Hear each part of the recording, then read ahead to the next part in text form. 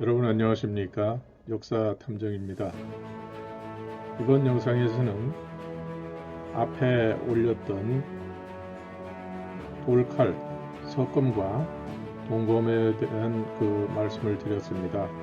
이 두 가지는 재질이 다를 뿐 나타내고자 하는 것은 둘 다 어떤 시조 인식을 나타내고 있으며 그 기원은 삼신으로부터 시작이 된다.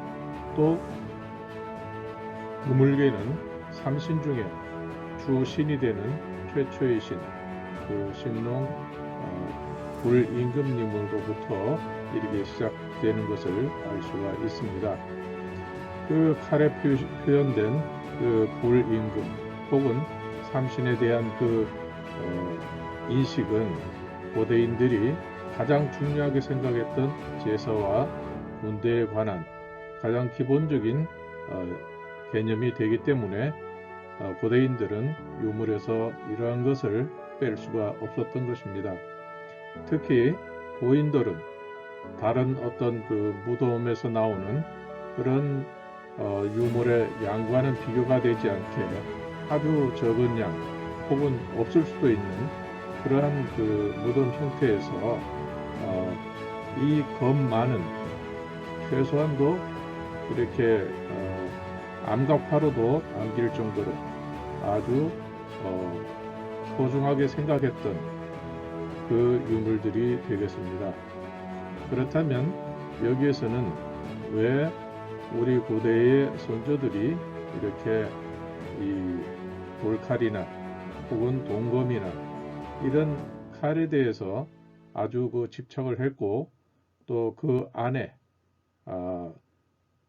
그때 당시에 상형 문자로서의 가장 최초의 형태로서 이렇게 표현을 했던 것인가, 그 인식에 대해서 엿보는 그런 시간을 갖도록 하겠습니다.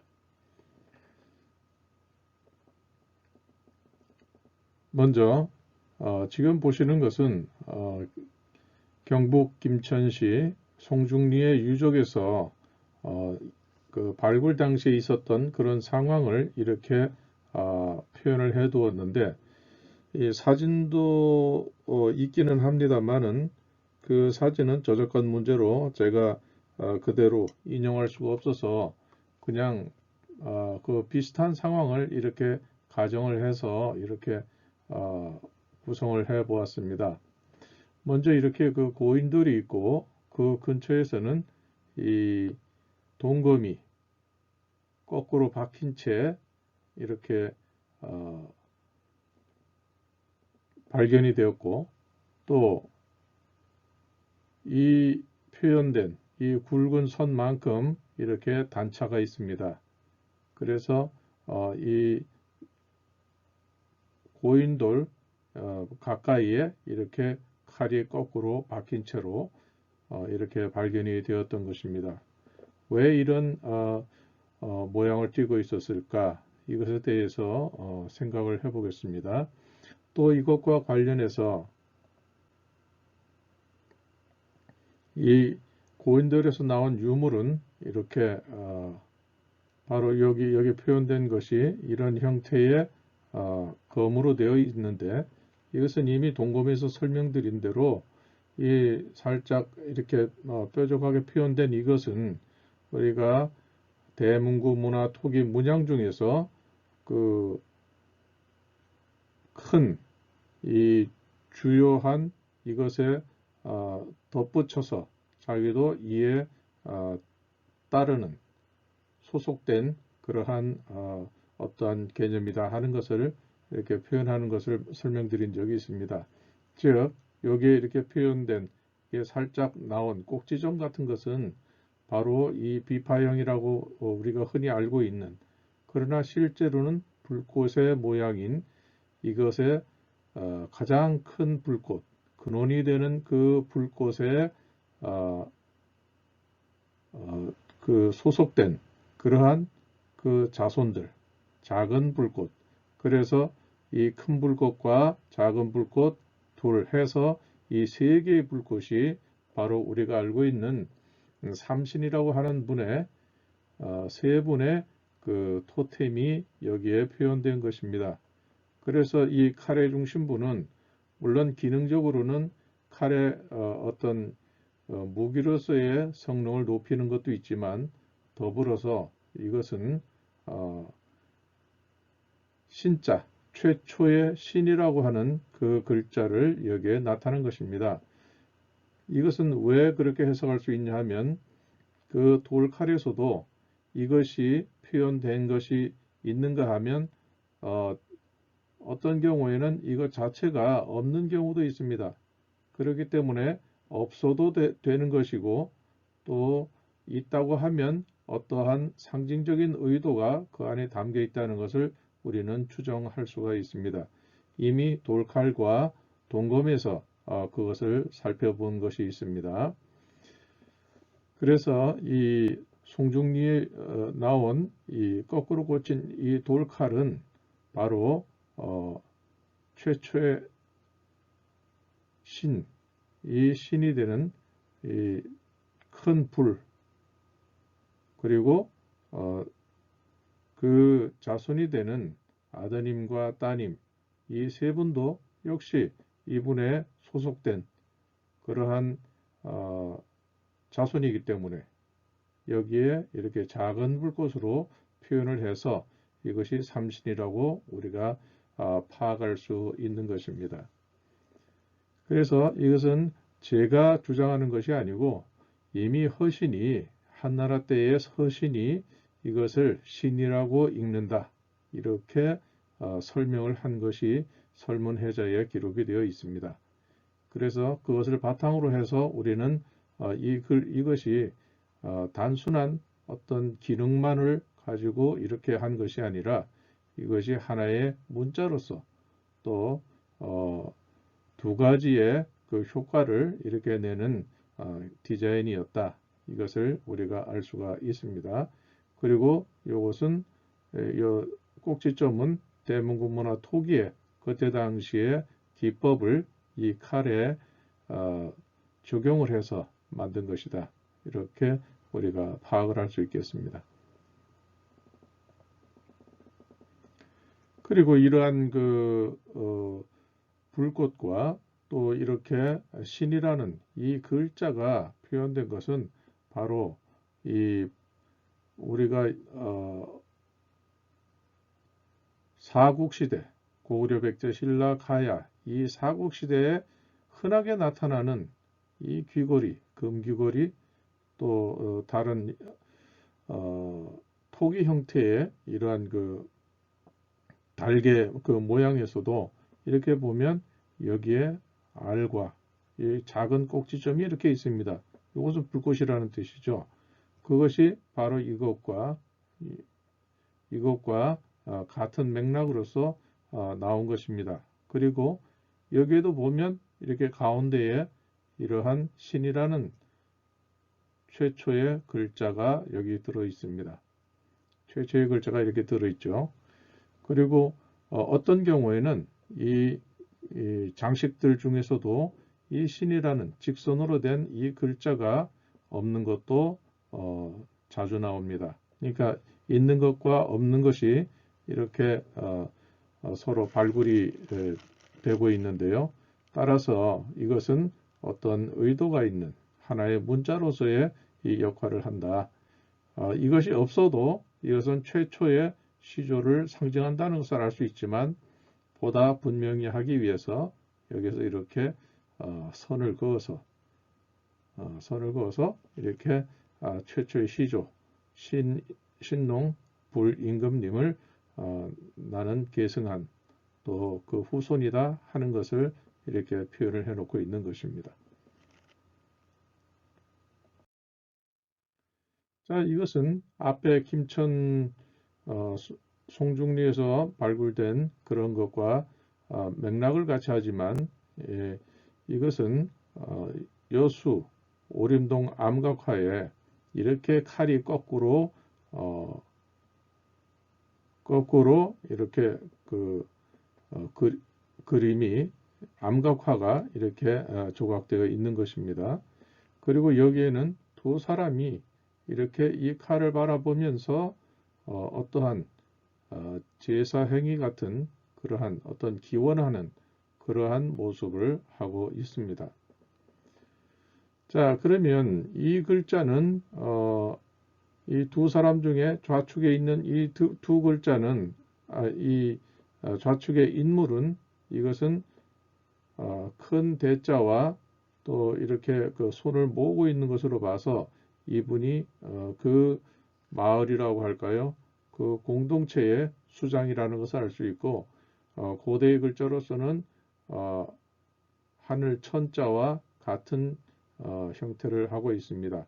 단지 이 손을 모으고 있다 하는 점에서는 자신을 낮추고 있는 것을 알 수가 있겠고 또 오른쪽에 있는 인물은 이 칼을 바라보면서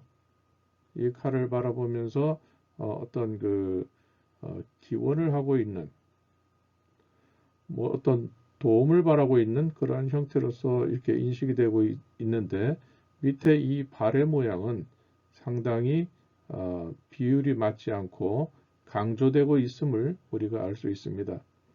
이 발이라고 하는 것은 무엇인가 하면 바로 고대의 유목민족으로서 이렇게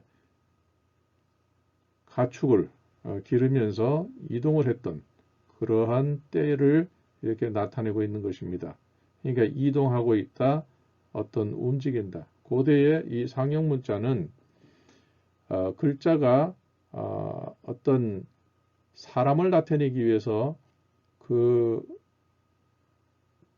해당하는 상형 문자로서의 기능을 가졌기 때문에 이렇게 오늘날처럼 우리가 자연스럽게 감정을 나타낸다든지 어떤 미묘한 그런 상황을 설명할 수 있는 그 어휘라든가 글자가 그렇게 없었습니다. 몇 글자 되지 않았습니다.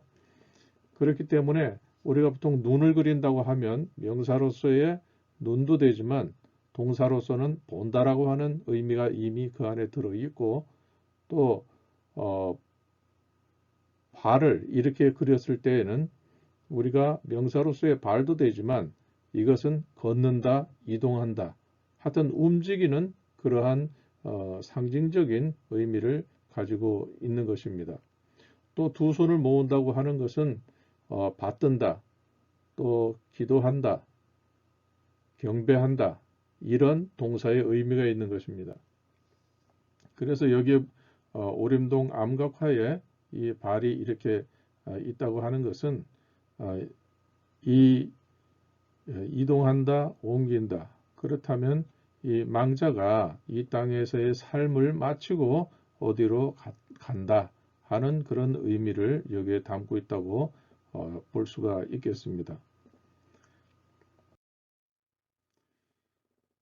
그리고 또한 사천, 본촌리 동곰이 그려진 바위의 그림이 이렇게 있는데요.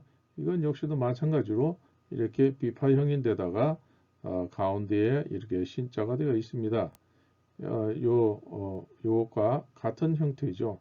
그래서 이것도 역시 마찬가지로 앞에서는 삼신을 나타냈지만 이것은 불꽃이 하나이고 또 이 신이라는 글자가 이렇게 중심에 자리하고 있기 때문에 이것은 삼신이 아니라 삼신 중에 가장 주요한 신, 그분, 시조, 그분을 기념하는, 나타내는 그러한 비파형 동검으로 이렇게 인식할 수가 있습니다.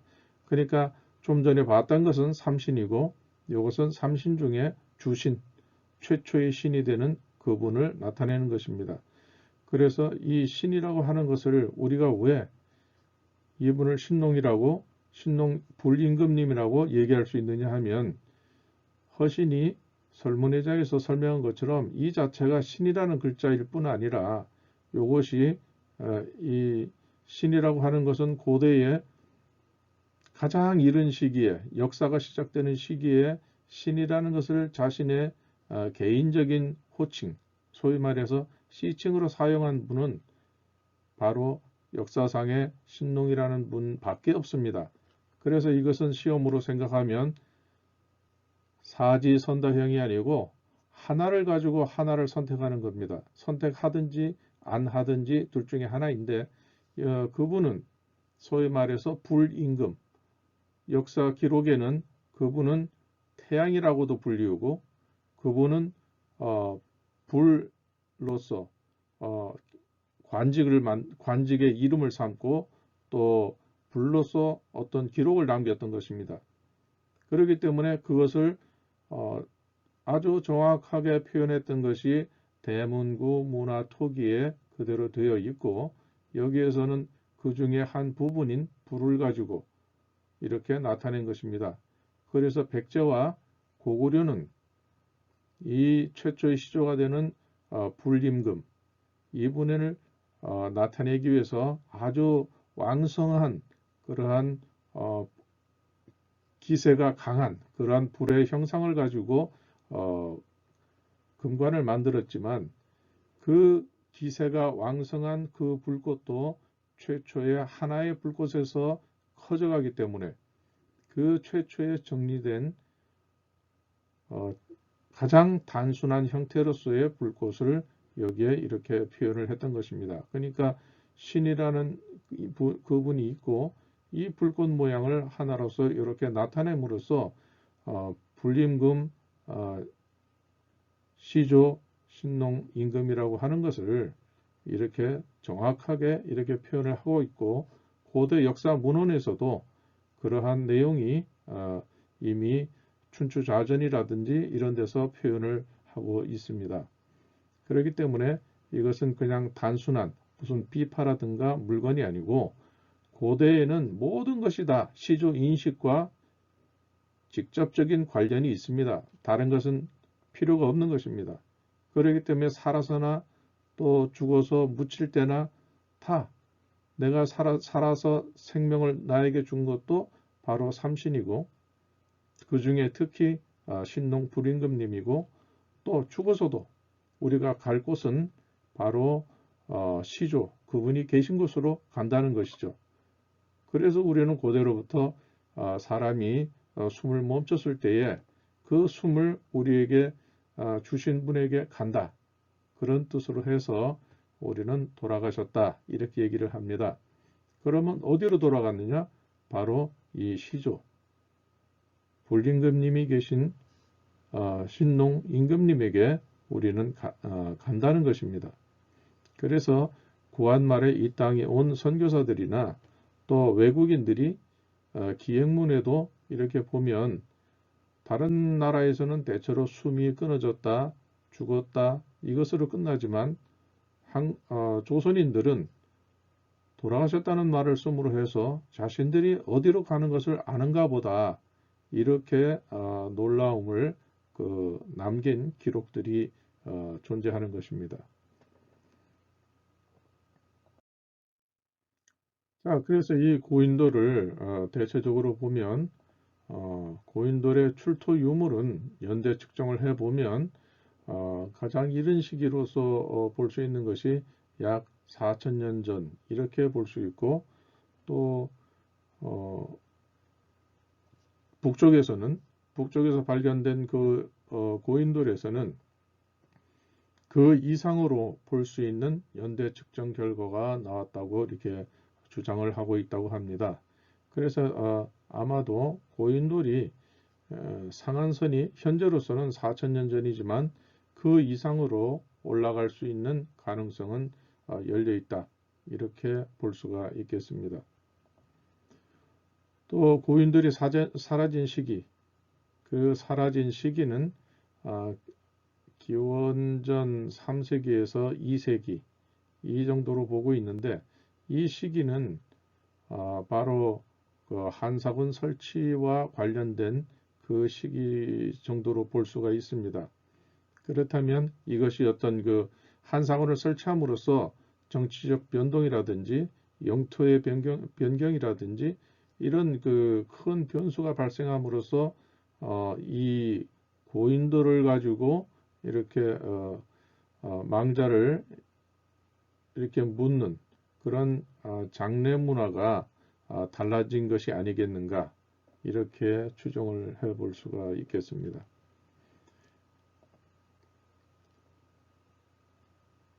그 다음에 이 부장품은 다른 그 유물에서와는 달리 크게 그렇게 뭐 풍부한 그런 것은 나타나지 않고 그냥 좀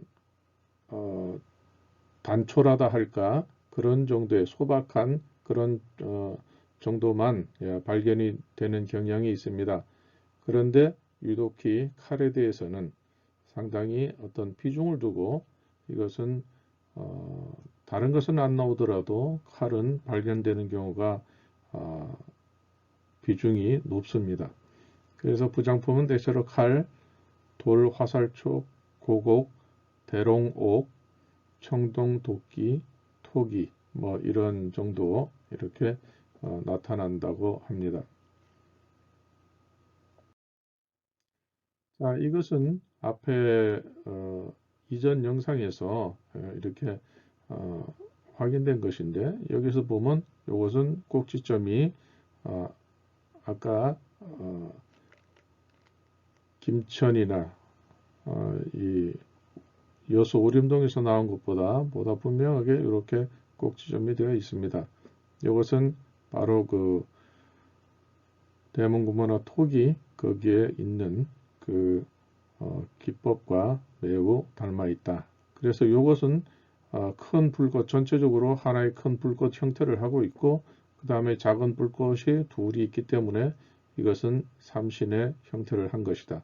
이것 자체가 불꽃이 세 개를 나타내는 셈이고 이것은 신이라는 글자로 본다면 삼신으로 이렇게 볼 수가 있는 것이고 또 이 옆에 있는 이것은 삼신의 모양이 아니라 하나의 불꽃과 이 신이 있기 때문에 이건 주신이 되는 신농 불임금님 한 분만을 나타낸 것이다. 그렇다면 그것은 바로 여기에서 이 꼭지점이 없는 형태로 이렇게 하나의 비파의 형태로 나타난 것과 같다. 그래서 이것은 가장 높은 삼신 중에 가장 어른이 되는 불임금 신농 임금님만을 나타낸 것이다. 이렇게 우리가 이해할 수 있겠습니다. 또 여기에서도 보면 청동검에서 보면 여기서도 불꽃이 하나 또 둘, 이 안에 작게 또 하나 더 있습니다. 그래서 이제 이렇게 해서 이것은 꼭지점이 없는 대신에 이것은 삼신을 불꽃으로서 이렇게 표현을 해 두었다. 이렇게 이해할 수가 있습니다. 자, 이것도 앞에서 본 것이니까요. 이것도 불꽃, 그 다음에 신자가 이렇게 표현되어 있고요.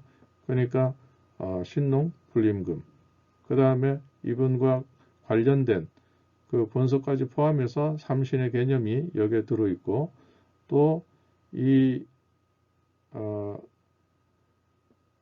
청동 얘기에 여기에 그 소장자가 자신은 바로 이렇게 시조 할아버지 삼신 그 다음에 자신에게 이르는 그러한 그 과정을 여기에 이렇게 표현을 해두고 있습니다. 이것은 이제 중국에서 발견된 것이고요. 그 다음에 여기도 보면 또 이게 정확하게 여기 비파 형태로 이렇게 불꽃 모양으로 표현이 되어 있고 또 이렇게 삼신을 나타내려고 이렇게 자연석에서 그러한 그 문양이 있는 그런 돌을 찾아가지고 이렇게 갈아서 만든 돌칼이다. 그렇기 때문에 얼마나 많은 수고를 했겠으며 이 문양을 발견하기까지 버려진 돌들이 얼마나 많았을 것인가 우리는 어렵지 않게 짐작할 수가 있습니다. 자, 여기에서도 보면 불고기 하나, 둘, 셋 이렇게 해서 이것 역시 3이라는 것을 나타내기 위해서 이렇게 형태를 구성을 했습니다. 이상으로서 설명을 정리를 해보면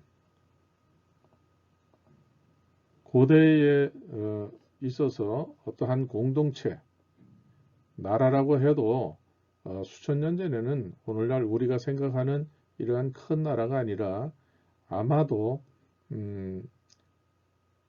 오늘날의 군 둘 정도를 합친 것이 하나의 나라를 형성한 것으로 이렇게 볼 수가 있는데, 이래서 나라의 큰 일은 제사와 군사에 있습니다. 해가지고 좌전 성공 13년 이때뿐 아니라 다른 데도 이와 같은 내용의 그 설명들이 나타나고 있습니다. 그래서 나라의 큰일은 제사와 군사, 이것은 고대인들이 반드시 갖고 있었던 기본 개념입니다. 이것은 도무지 외면할 수 없는 그런 개념이고, 이것이 유물에 반영이 돼서 나타난 것입니다. 그리고 여기 보면 최초에 아까 불임금이 되시는 신농, 불임금님은 줄령에서 고리를 캐내어 그릇을 만들었다. 다시 말하면 불을 자연 상태에서 700도씨 정도밖에 나오질 않지만 이 구리를 캐내서 그릇을 만들었다. 구리 그릇을 만들 수 있는 정도다. 그때에는 그 온도가 1000도까지 올라갈 수 있었다는 것이죠. 그래서 그때 당시로서는 아마 이것이 최선이었기 때문에 이 신농 임금님이 불임금으로서 이렇게 불리웠던 것 같습니다. 그래서 이 신농 임금님에 대해서는 이 줄령에서 구리를 캐내어 그릇을 만들었다 하는 것, 여기에서 우리가 이 구리를 그릇으로 만들기 위해서는 불이 필요하다는 것, 불이 없이는 안 된다는 것을 알고 있습니다. 그래서 백호통이라고 하는 그 기록에서는 염제는, 다시 말하면 염제신농, 염제불임금, 그분은 태양이다, 이렇게 기록을 해 놓았습니다. 또 염제는 불이기 때문에, 불꽃이기 때문에 불로서 기록을 했고, 또 불로서 그 이름을 삼았다, 이름을 만들었다, 이런 식으로 이렇게 표현이 되고 있는 것입니다. 그러니까 유물에서도 우리가 이제까지 본 유물에서도 보면 신이라고 하는 글자가, 이렇게 고대의 글자가 새겨져 있고, 또 그물을 나타내는 태양이라는 이 알로서 표현할 때도 있고, 또 이분이 불로서 모든 것을 이렇게 이름을 지었기 때문에 이 아까 말씀드린 소위 비파형이라고 하는 이 불꽃의 형태로도 이 시조를 고대인들이 이렇게 표현을 했던 것입니다. 그렇기 때문에 고대인들이 가지고 있었던 그 시조인식이라는 것은 이 우리에게 전해오는 고대 문헌의 기록과 싱크로율이 100%라는 것을 우리가 이해할 수 있고, 매우 정확하게 전해져 내려왔다는 것을 알 수가 있습니다. 또 더군다나 사국시대의 그 유물은, 특히 금관은 이것의 결정판이라고 얘기할 수가 있습니다. 그것은 시조 인식을 너무나도 정확하게 그때까지 표현을 해왔기 때문이고, 또 이것은 조선시대까지 와서도 마찬가지입니다. 나라의 큰일은 제사와 군대이니까 이것을 소홀히 할 수 없습니다. 이렇게 해가지고 세종 18년 4월 25일에 이 기록이 나와 있고, 또 이것이 성종, 중종, 선조 이렇게 해가지고 그 다음 이게 임금에 이르기까지 제사와 군대에 대한 이 개념이 얼마나 중요한가. 그래서 나라의 큰일은 제사와 군대에 있고, 이것을 소홀히 할 수 없다. 불과 홀야 일이 되어 있는 것입니다. 그러면 왜 우리의 선조들이 고인돌에서 이 칼을 가지고 항시 제대로 이렇게 표현을 하려고 했을까? 또 그 칼 속에 또 자신의 시조 인식을 그렇게 나타내려고 했을까 하는 것을 우리는 짐작해 볼 수가 있습니다. 다시 말하면 제사와 군대는 절대로 놓칠 수 없는 그러한 그 개념이기 때문에, 제사라는 것은 자기가 제사의 대상이 누구인가, 경배의 대상이 누구인가, 이것을 확실하게 인식을 해야 되죠. 그것은 시조 인식으로 나타납니다. 그렇기 때문에 그 삼국시대 또 그 이후에까지도 나타난 그 유물들은 모두가 자신의 시조 인식을 나타내고 있는 것입니다. 그래서 그 시조 인식을 나타낸다고 하는 것은 어느 누구라도 시조가 같다고 하면 그 사람이 남긴 유물은 그 표현 방식은 차이가 있을지 모르지만 그 내용은 전부 동일했다고 하는 것입니다. 그러니까 우리가 고대 유물을 우리가 해석을 하면서 절대로 시조 인식을 놓친다고 하면 우리가 엉뚱한 해석을 하기 마련입니다. 그래서 이 시조 인식이 표현되기 때문에 삶의 전 방면에서 시조와 또 그 다음에 자기에 이르는 그 선조의 그 내용들을 표현하게 될 수밖에 없고, 또 군대가 중요하다는 이것은 하나의 그 힘을 나타내는 것이고, 이 힘이 있어야 공동체와 자신을 지키기 때문에 이것을 지킬 수 있는 것을 상징은 바로 무기인 것입니다. 따라서 고대인들에게 가장 중요했던, 그리고 결코 소홀히 할 수 없었던 제사와 군대, 그러니까 시조와 이 어떤 힘, 이것을 나타내는 것은 바로 무기이기 때문에 이 무기와 이 시조 인식이 결합될 수밖에 없었던 것이죠. 그래서 귀고리에는 그것이 없다고 할지라도 이 어떤 무기류에는 반드시 여기에 시조 인식을 표현할 수밖에 없었던 것입니다. 그래서 이 두 가지 개념이 하나의 유물에 표현된 것은 바로 칼이었던 것입니다. 가장 우리가 또 그때 당시에 선인들이 이 두 가지를 표현할 수 있었던 것, 또 누구나 보면 알 수 있는 것, 그것이 바로 마제석검이고 동검이고 이런 그 무기류의 이런 표현이 되어 있던 것이고, 따라서 이것이 고인돌에서는 이 칼이라는 것이 절대로 빠질 수가 없었던 것입니다. 또 마찬가지로 칼이 왜 무덤에서 거꾸로 꽂혀 있을까? 그것은 살아있을 때는 우두머리, 이 위에 가장 높은 분이지만 거꾸로 되어 있었다는 것은 바로 이분이 삶을 마치고 돌아간다는 것입니다. 그래서 허신은 설문회자에서 이게 위를 표현하는 것은 신이다. 그리고 이것이 뒤집어져 가지고 거꾸로 이렇게 될 때에는 그것은 물러간다, 삶을 마쳤다, 퇴장한다, 이런 뜻으로서 퇴라고 이렇게 그 설명을 했던 것입니다.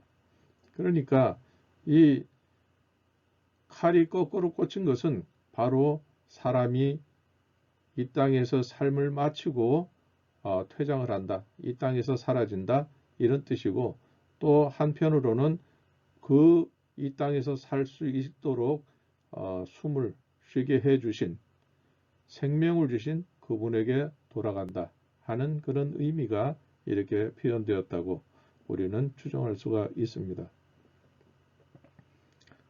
자, 이상으로서 이 고인돌에서 발견할 수 있는 그 칼이 어떠한 의미를 가지고 있는가를 설명을 해 드렸습니다. 칼은 망자뿐 아니라 또 그 망자에게 그 제사를 지내는 그때 당시에 살아있던 그 사람들도 똑같이 인식을 했던 그 시조 인식과 또 이 힘, 이 두 가지를 상징하는 가장 좋은 표현 수단, 또 그것을 표현할 수 있는 매개 수단은 바로 칼이었다는 것을 알 수가 있습니다.